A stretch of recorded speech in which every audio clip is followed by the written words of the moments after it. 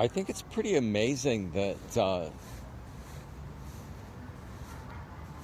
the committee hearings into the Emergency Act that are going on in Canada right now are some of the most dramatic political scenes to play out in recent Canadian history.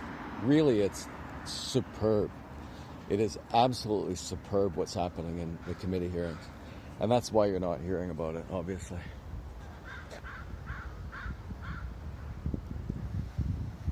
And I wouldn't know about it if it wasn't just for this one guy, this guy's garage, just this video channel. He's fantastic, man.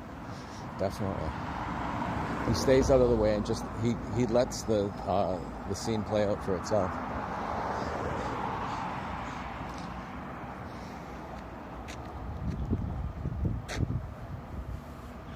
Anyway, it turns out that every justification that they had for calling the Emergency Act was bullshit.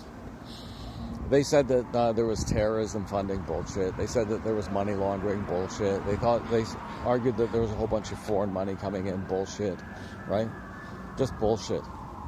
I've heard it so many times that there were guns at the Coutts border thing. I believed it. But in fact, and I only know this because I heard the committee meeting, is that those guns weren't associated with the blockade. Yeah, there were guns there. Guys in Alberta carried guns. But they weren't associated with the blockade. So every lie that they tell is there to make it seem that the people who are protesting against them are more dangerous, right? That's key, more dangerous. Because if they can make us appear more dangerous, then they can restrict our freedoms more. That's their goal. They want this kind of... they want conflict. They don't want this kind of conflict because they've been caught dead to center. Everything that they said was bullshit. You can read the Truckers Manifesto if you want. I mean, that they lay out their policy, or no, their conduct code. There's no way that they just lay it out flat. They're not going to put up with anybody being violent or, overly aggressive or screaming anything sexist or racist or hateful. It's right in their manifesto. It's right in the code of conduct. Just look at it. And those protests were largely peaceful. Hardly any arrests made. There wasn't reports of people getting hurt, was there? Like, they were largely peaceful. Okay, so what else did they lie about? Let me think. Oh, they said that the RCMP asked them to do it. In fact, no, they didn't. They said that the Ottawa police asked them to bring in the act. In fact, that didn't happen. It's just right there. There's Brenda Lucky right there, the chief wigwam of the RCMP, and she says no, she never asked for it. Simple as that. She was very honest and straightforward. I like her. She's a character. Brenda Lucky's a character. But all I know about her is what I saw from there. Probably if I do anything that she believed in or stood for, I'd hate her. That'd be my guess.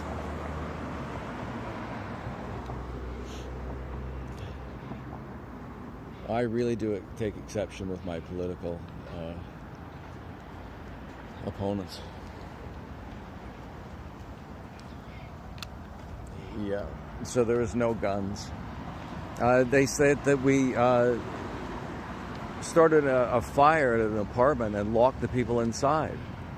It's just a flat-out lie. You probably hear that lie repeated quite often. Probably still, like as if the truth would make any difference. You think the truth would make a difference? What you'd see in the mainstream media? They should be backtracking on it all over the place. They said those things. They should straighten the record because it's an important piece of history that they're recording.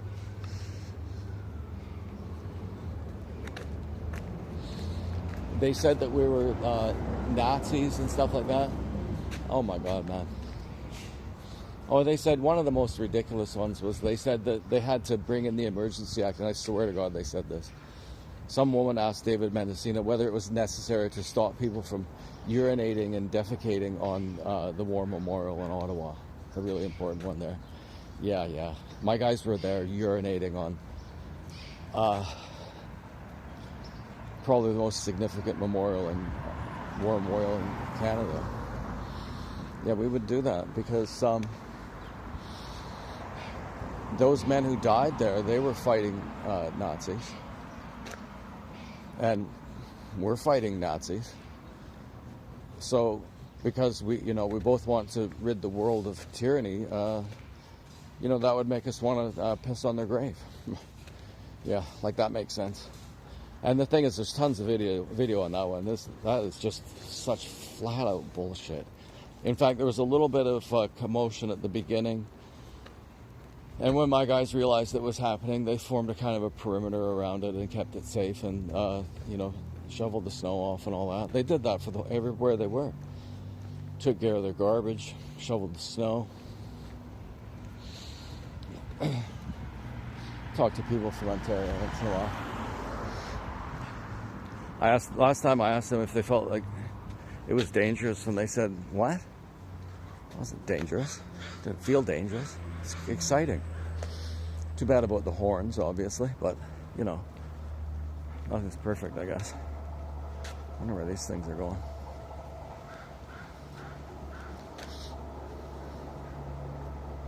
Oh yeah, sure, we did that, right? What else? So sometimes if I just go through the list and I come up with another. Okay, guns at the border, no. Money laundering, terrorism, foreign funding, no. RCMP asked them to bring in the act, no. Ottawa police asked them, no. No, that didn't happen either. I got a list of about 10 or 15 things, I think. Those are probably the main ones. Should be able to think of one more.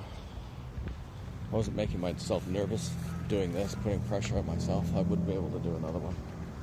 Probably. It's all your fault. I don't think this thing is working properly. What the hell is it doing now?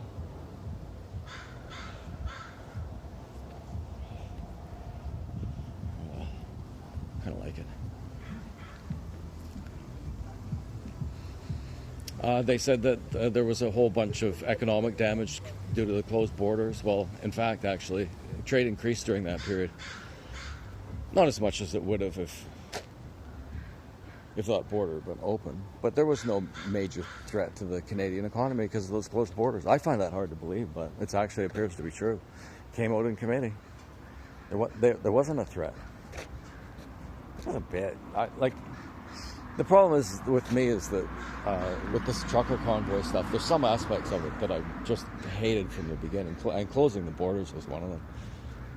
You're going to stand up for freedom by preventing people from exercising their freedom of movement across the border? No, dude, it just didn't make sense. And neither did the horns after a very short time.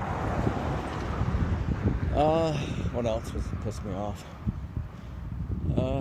Yeah, that was about it, actually. Oh, I didn't like it that they were using trucks. I didn't get the genius of it. Here comes the little guys. They're going to stand up for themselves. And these great big trucks. Like, I could get it, but I just didn't like the waste of gas, man. But I think it's definitely worth it. It's definitely worth it. We were emulated all around the world. We inspired people all over the world. There were copycat protests all over the place. Brazil, France, Australia, the United States, Germany, I think, all of those. Like, they saw us as we were heroes on the international stage for a while. We were, and there'd be Canadians that don't know that. Is just so depressing. Because it's such an exciting thing. We're fighting against tyranny, literally fighting against tyranny, literally fighting for the future of our country. And it brings us together, and it makes us feel like we're doing something meaningful, because we are doing something meaningful. It's not a make-up. It's not a made-up grievance. It's a real grievance.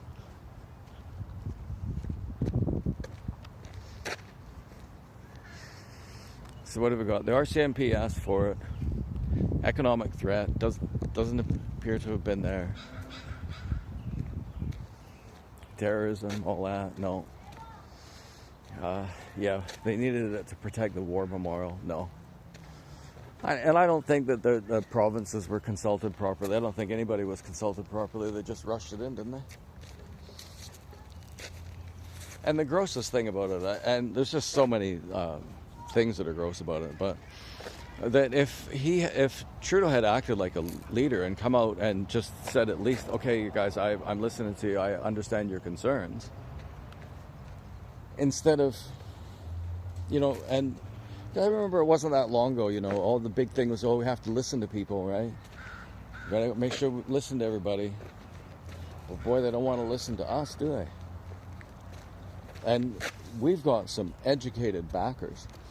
Like at some point, and they might be self-educated, but some of them are real academics, and they're clearly on our side. Really important ones.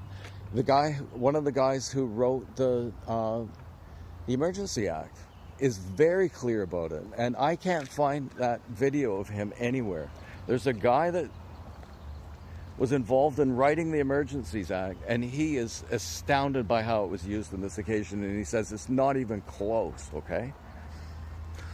Not even close. And so how is it that I watched this video, I've got some idea where to look, and I can't find it again? Where the fuck did that go?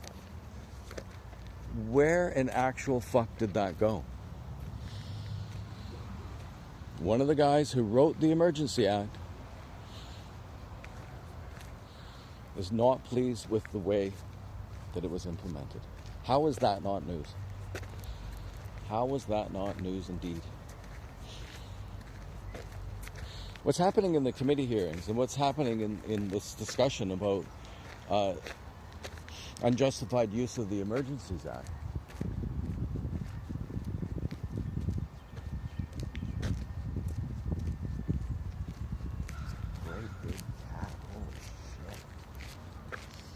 It's the most interesting thing that's happened in Canadian politics in a long time. And Canadian politics is interesting. Boy, don't let anybody tell you Canada's not interesting. Holy Christ. This is a place, man. I want the camera to do what I want it to do. Am I holding it properly? Yeah, I wasn't holding it properly. That's what's happening. Hey, that guy in the tent there, I didn't want to give him the impression that I was filming him. Yeah, anyway. What else? I got 2.5 minutes. There's probably something else I could say about this. Oh yeah, the Justice Center for Constitutional Freedoms. Everybody hates that name, okay, you guys? Like, just, could you think of something shorter? But they are a serious bunch of dudes, and they're working on, I would believe it's it's the civil case, yeah. Because there are certain people who were hurt as a result of the Emergencies Act, and they're going to sue them. And I would imagine that would open the door to other things.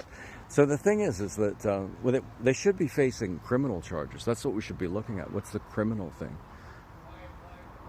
I think that as a government, they're pretty immune from prosecution. Wouldn't that be bloody irritating right now to discover that? Like, I don't think that's written into, because I read the Emergencies Act, or thought I did, and I came around to the section that's right at the end that talks about, the punishment or whatever that they might face, and it seems like they don't face any punishment whatsoever. It's not written into the act that, what the punishment would be for a government that did it unjustifiable. So this is uncharted waters. Never has a government done this. Never has a government done it wrongly, the way that they did. And no government, of course, has ever tried to stonewall the hearings, the committee hearings. So it's all new territory. It's like we're in all new territory all the time. But yeah, this is just, I don't know, man. I feel weak, actually.